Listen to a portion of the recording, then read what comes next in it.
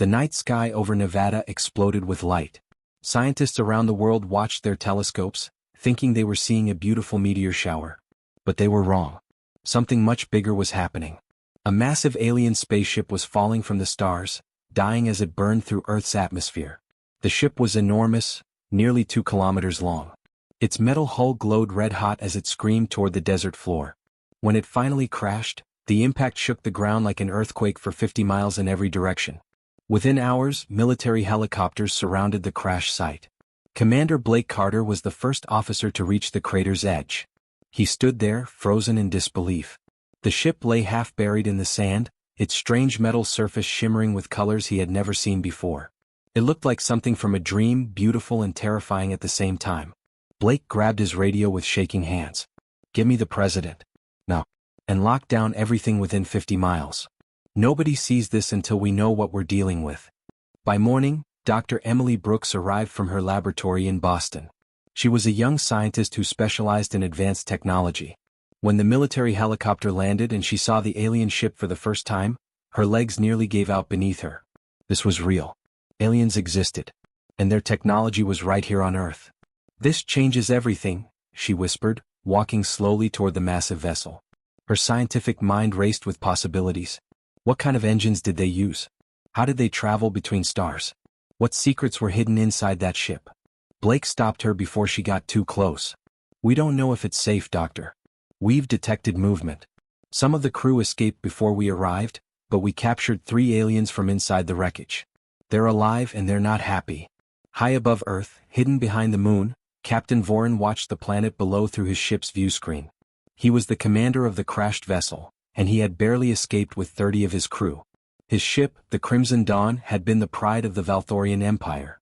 Now it sat broken on a primitive world, and worse, the natives were already crawling all over it.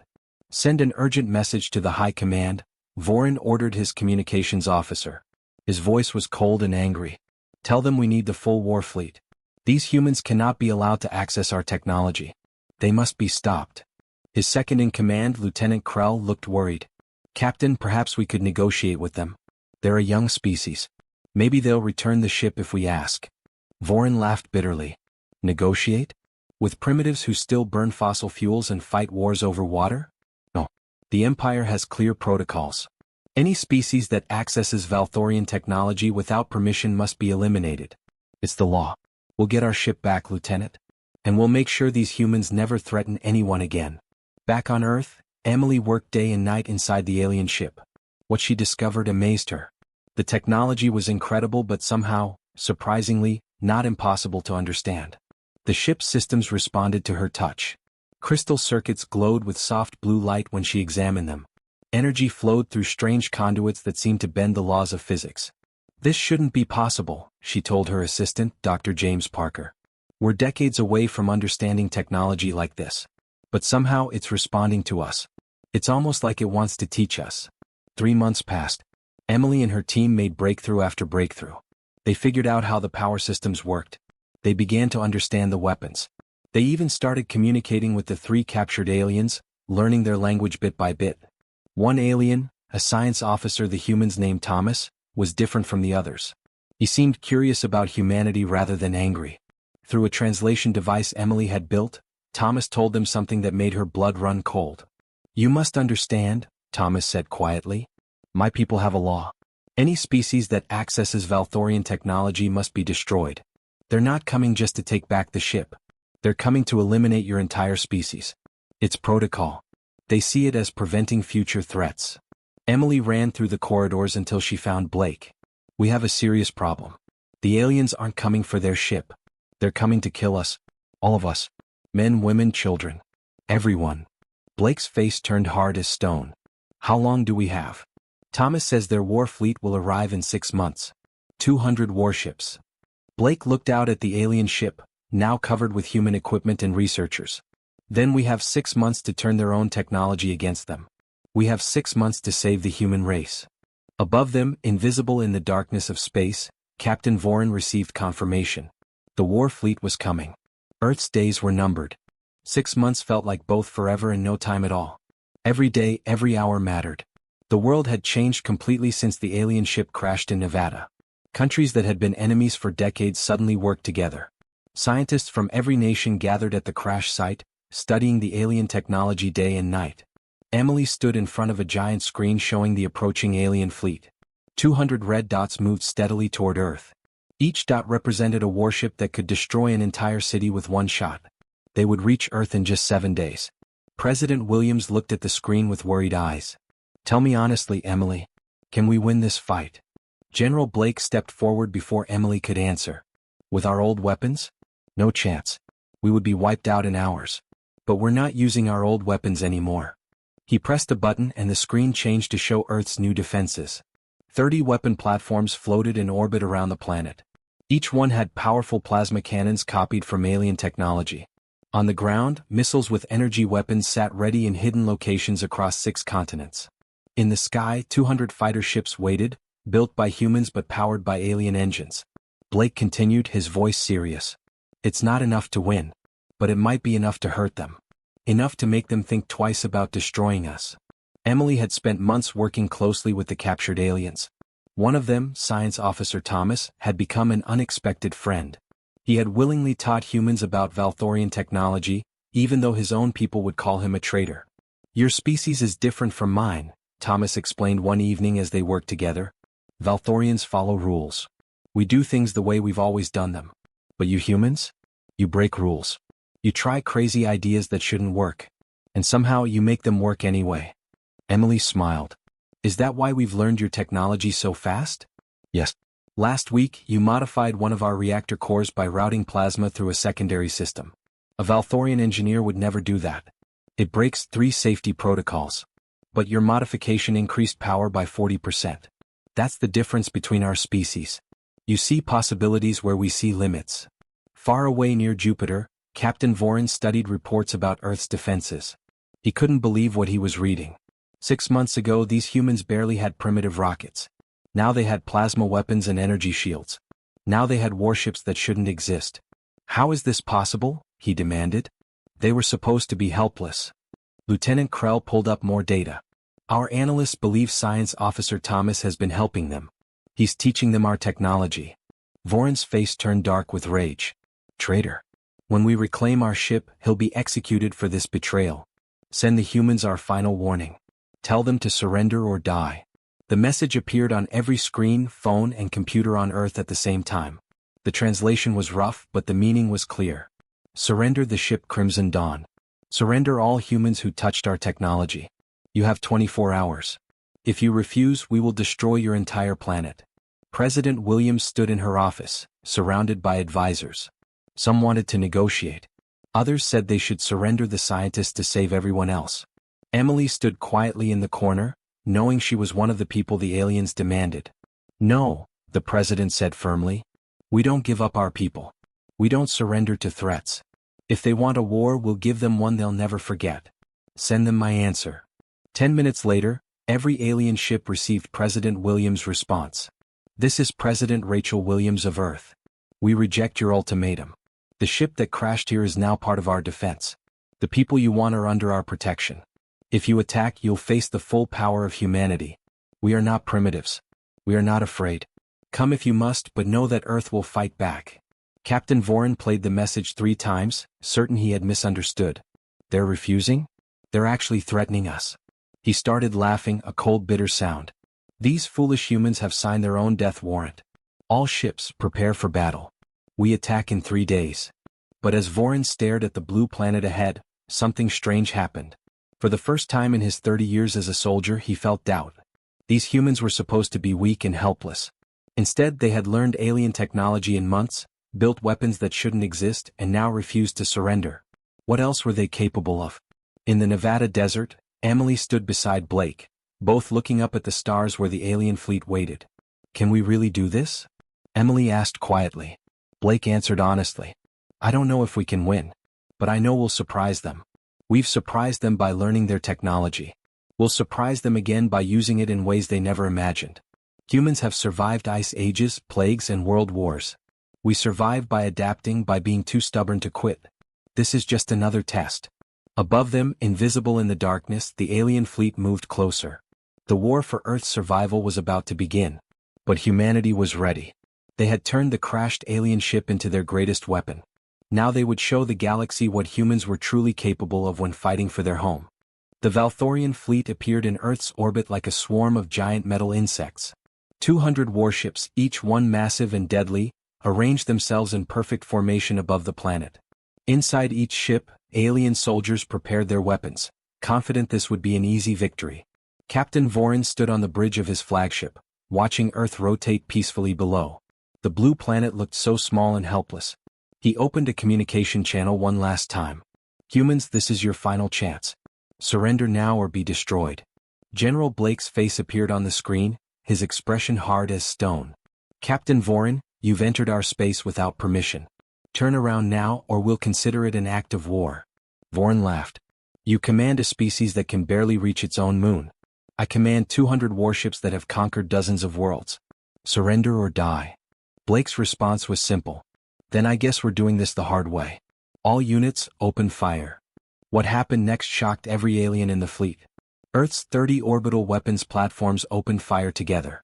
Brilliant beams of plasma energy shot through space, striking the alien ships. The Valthorian shields absorbed the attack easily, but that wasn't the point. Blake wasn't trying to destroy them yet. He was getting their attention. The alien fleet moved forward in perfect military formation, preparing to destroy Earth's defenses with precise, calculated strikes. Their computer systems identified every human weapon, calculated the best firing solutions, and prepared to eliminate the threat efficiently. Then humanity showed them what chaos truly meant. 200 human fighter ships exploded from hidden positions on the dark side of the moon. They flew in patterns that made no sense at all. They weaved and dived and spun through space like they were dancing. They broke apart and regrouped in random formations. No computer could predict where they would go next because the human pilots weren't following any plan. They were making it up as they went. "What are they doing?" Lieutenant Krell shouted, staring at his tactical screen in confusion. "Their flight patterns are completely insane." Vorin suddenly understood and his blood ran cold. "They're not insane. They're unpredictable. Our targeting computers can't lock onto them because they keep changing direction in ways that don't follow any logic." The human fighters swarmed through the alien formation like angry bees. Their weapons were weaker than the alien ships, but they targeted specific vulnerable points. They hit shield generators, sensor arrays, and communication equipment. They attacked from every direction at once, never where the aliens expected. Commander Lisa Hayes was one of those pilots. Before the alien invasion, she had been a stunt pilot, flying at air shows and performing crazy tricks. Now she used every trick she knew to stay alive in space combat. She flew her fighter straight at 3 alien warships, then suddenly flipped sideways at the last second, firing a missile that struck one ship's exposed sensor array and blinded it. "Got one," she shouted over the radio. 2 more human fighters followed up, hitting the blinded ship until its shields failed and collapsed. 1 alien ship destroyed. 199 to go. On the ground in Nevada, Emily worked frantically inside the Crimson Dawn. She had discovered that the crashed ship still had one powerful weapon that had never been activated. It was called the Titan Lance, and according to the ship's computer, it could punch through any shield in existence. "Phoenix," Emily said to the ship's artificial intelligence, which had adopted a human name. "Can you fire the Titan Lance?" "Yes, Dr. Brooks. But I must warn you. The weapon needs 10 minutes to charge. And it will drain all the ship's power. We'll be defenseless afterward." Emily looked at the battle display. Human fighters were fighting brilliantly, but they were losing. 12 fighters had been destroyed already. More would die soon. The aliens were learning to adapt to human tactics. "Do it," Emily ordered. "Target their flagship." In space, Captain Vorin was starting to regain control of the battle. His ships had learned to ignore their computers and coordinate manually. Human fighters were falling now, their brave pilots dying one by one. Then Lieutenant Krell shouted a warning. "Captain." Massive power surge detected from the crashed ship. "It's the Titan Lance." Vorin's eyes went wide with terror. "Impossible. That weapon should have been destroyed in the crash. All power to forward shields. Evasive maneuvers." But it was too late. The Crimson Dawn, half buried in the Nevada desert, came alive with brilliant light. Ancient weapon systems awakened after months of silence. The Titan Lance charged with enough energy to power an entire city for a year. Then it fired. A beam of pure concentrated energy crossed the distance between Earth and the alien flagship in less than a second. It hit the flagship's shields like a hammer from God. The shields held for exactly 2.5 seconds before shattering. The beam continued through, carving a glowing canyon through the ship from front to back. Vorin felt his ship dying around him. Alarms screamed. Entire sections exploded. His crew scrambled for escape pods. As he ran toward safety, Vorin looked out a window and saw human fighters dancing between his warships, fighting with courage and skill that shouldn't have been possible. He reached an escape pod and launched toward Earth. As his pod fell, one thought dominated his mind. We completely underestimated them. High above, Lieutenant Krell took command of what remained of the fleet. He looked at the battle reports. 7 ships destroyed. Dozens damaged. The humans should have been crushed in minutes. Instead, they had fought the mighty Valthorian fleet to a standstill. All ships fall back, Krell ordered. Withdraw to high orbit. We need to rethink everything. The alien fleet retreated, bloodied and shocked. On Earth, humans celebrated. 40 fighters had been lost, hundreds of brave pilots dead. But Earth still stood. They had faced impossible odds and survived. In the Nevada Command Center, Emily collapsed into a chair, exhausted. Blake stood beside her, watching the alien fleet retreat on the display screen. It's not over, Blake said quietly. They're just regrouping. Emily nodded. I know. And we can't fire that weapon again. The ship's power core is completely empty. It'll take weeks to recharge. High above Earth, Lieutenant Krell stared at the tactical data, trying to understand what had just happened. Finally, he made a decision that would change everything. Open a communication channel to Earth, he ordered. It's time we talked to these humans and found out who they really are. Captain Vorin's escape pod crashed into the Pacific Ocean with a tremendous splash. He expected to drown or be killed by the humans who pulled him from the water. Instead, a U.S. Navy ship rescued him within hours and took him to a military hospital. A young doctor named Claire Matthews set his broken arm with gentle hands. Why are you helping me? Vorin asked, confused and suspicious. I came here to destroy your world. Why not just kill me? Claire smiled kindly. Because that's not who we are. We're not monsters, Captain. We're just people trying to survive. When Vorin was healthy enough to travel, soldiers brought him to the Nevada desert. General Blake met him at the entrance to the Crimson Dawn. To Vorin's complete shock, Blake extended his hand in the human gesture of greeting. Welcome to Earth, Captain. I'd rather talk than fight. What do you say? Vorin stared at the offered hand for a long moment, then slowly shook it. You destroyed my flagship. You killed 300 of my crew. And now you want to talk. War happens when talking fails, Blake replied. We're willing to try talking even if it's a bit late. Come on. There are people you need to see. Inside the ship, Vorin came face to face with Science Officer Thomas, the crew member who had been helping the humans for months. You betrayed us, Vorin said coldly. No, Thomas replied firmly. I saved us. Captain, think about what we were sent here to do. We were ordered to exterminate an entire species just because they were curious about our technology. These people didn't attack us. We crashed on their world. And when they had every reason to hate us, they showed mercy. They taught me that our way isn't the only way. Maybe it's not even the right way. Emily stepped forward. Captain, let me show you something. She led Vorin to the medical bay. Inside, human doctors were treating injured Valthorian soldiers pulled from the destroyed ships. A human nurse was helping an alien gunner who had lost his arm. A Valthorian medic was using his advanced skills to save a badly burned human pilot. Enemies working together to save lives. We've rescued 87 of your crew from the wreckage, Emily explained. We're treating them exactly the same as our own wounded. Something inside Vorin's chest cracked and broke. His whole life he had been taught that aliens were either useful or dangerous. Never equal. Never deserving of compassion.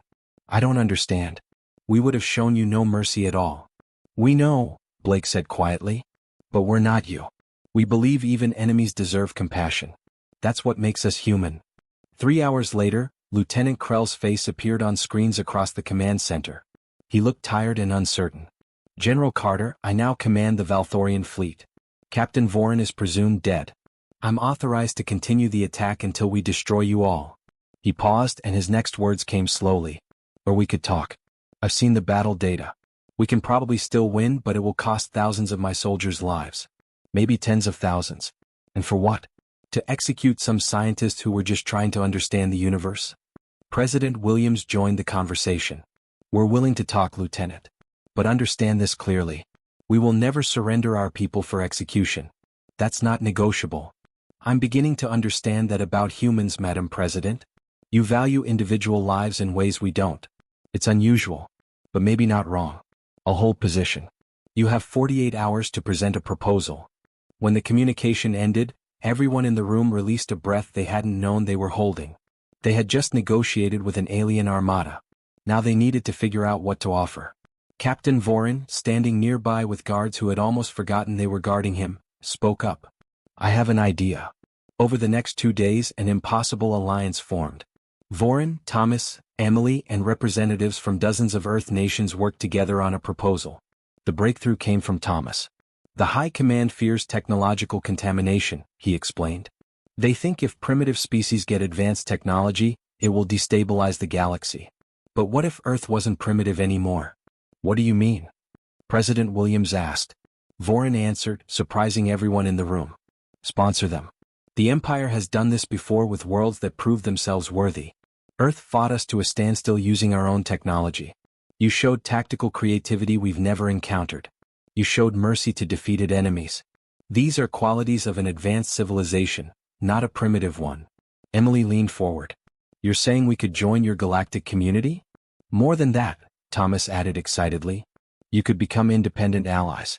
Protected by treaty, not conquered by force.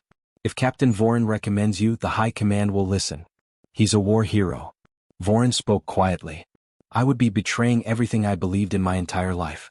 But I've been on your world for 2 days.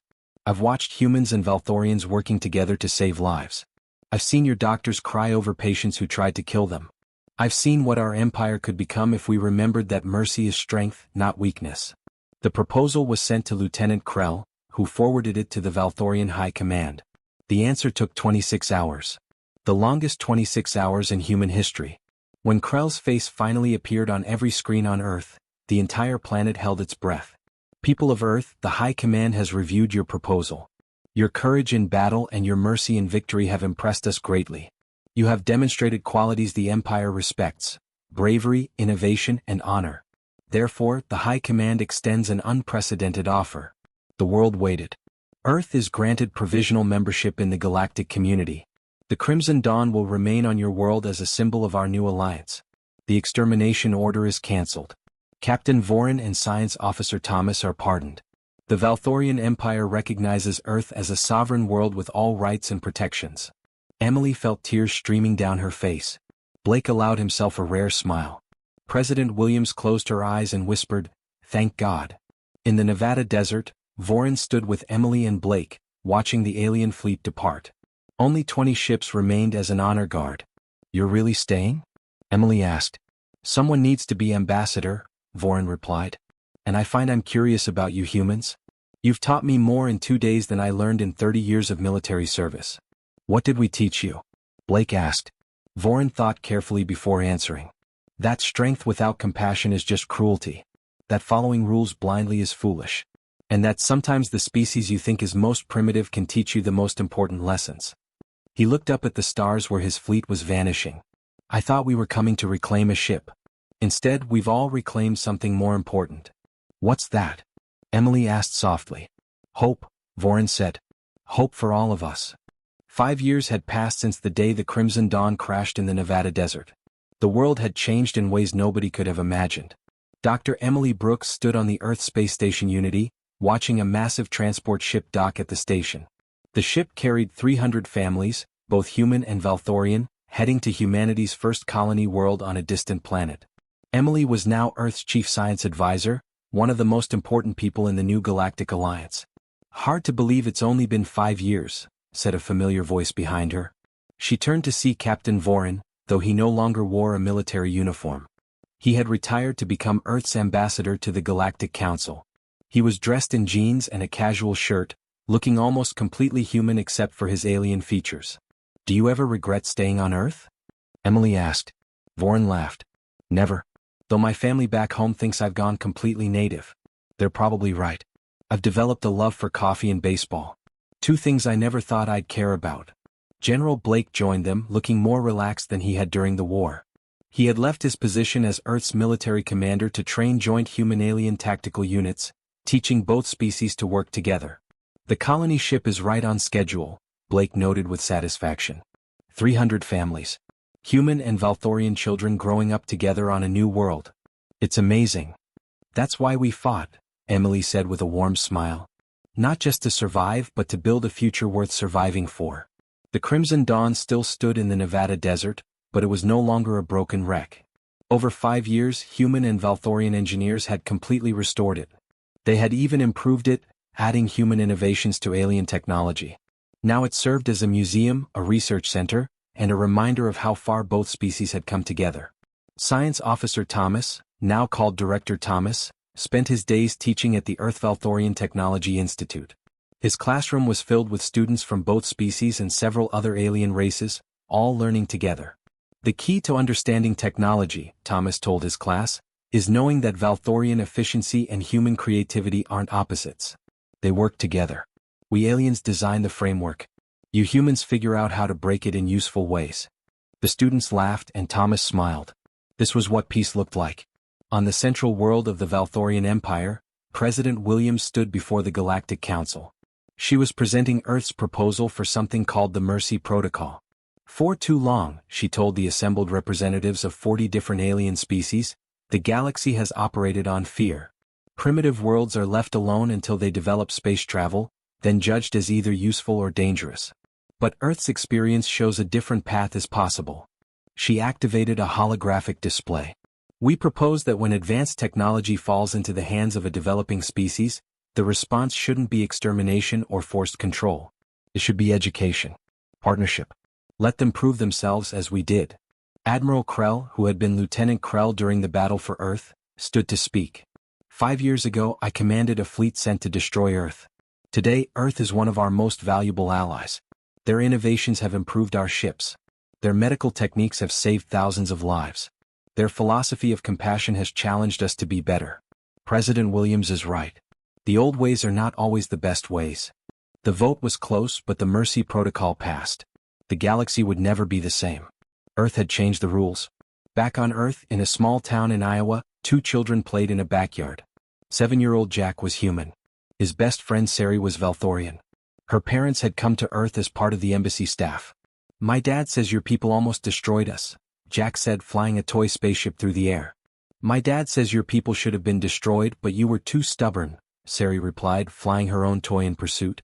They looked at each other for a moment, then burst into laughter. I'm glad they didn't destroy us, Jack said. Me too. You're my best friend, Sari replied. Race you to the creek, Jack shouted, and they ran off together. These children would grow up in a universe where humans and aliens lived side by side. They would never know a world at war. They would inherit the peace their parents had fought for. On the Unity Station, Emily, Blake, and Voren raised glasses in a toast. To the Crimson Dawn, Emily said. The ship that crashed and changed everything. To unexpected friendships, Blake added. And enemies who became family. To humanity, Voren finished. Who taught an empire that mercy is the greatest strength of all.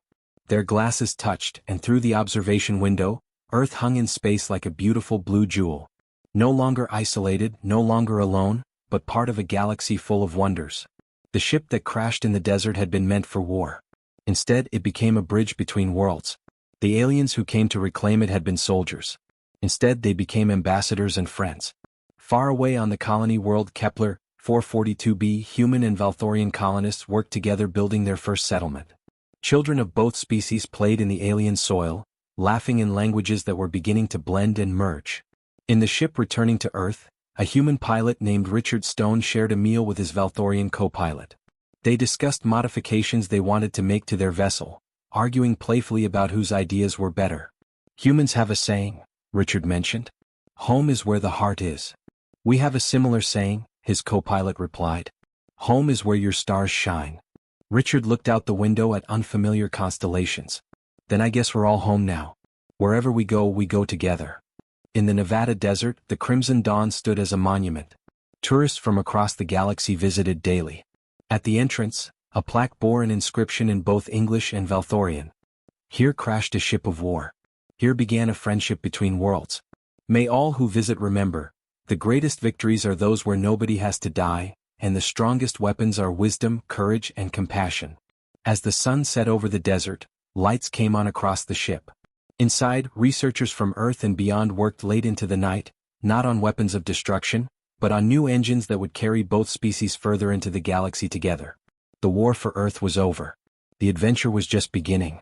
And somewhere in the galaxy, other species looked toward the small blue planet that had defeated an empire not with superior weapons, but with an idea. The idea that even enemies can become friends. The idea that the future belongs to those brave enough to offer a hand instead of a fist. Humanity had reached for the stars. And the stars had reached back with open arms. 10 years after first contact, the human Valthorian vessel Hope's Promise entered orbit around a newly discovered world. Captain Amanda Chen, Emily's daughter, stood on the bridge with her Valthorian first officer. "New world, new possibilities," Amanda said.